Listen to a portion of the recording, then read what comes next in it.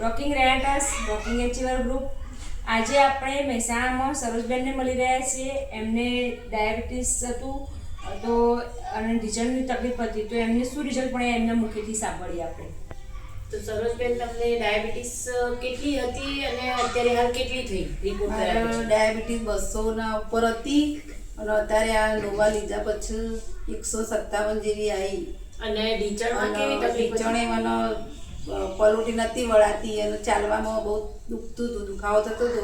પણ આ નોવાના લીધે મને થોડો દુખાવો ઓછો થયો અને ચલાય પણ અને પલોટીએ વળાય. પલોઠી એકવાર વાળીને બતાવશો? કેવી મતલબ બરાબર, સરસ. તો દેખ્યું મિત્રો, કેટલું શાનદાર રિઝલ્ટ મળે છે કે બેનને પલોટી પણ નથી વળાતી, એટલું પેન થતું હતું. અત્યારે હાલ એમને રિલીફ છે. તો આવા વધારમાં વધારે લોકોને આ નોવાનું મળે અને વધારમાં વધારે લોકોને રિઝલ્ટ મળે તો આ વિડીયો વધુમાં વધુ શેર કરજો. Rocking Renatus rocking achiever.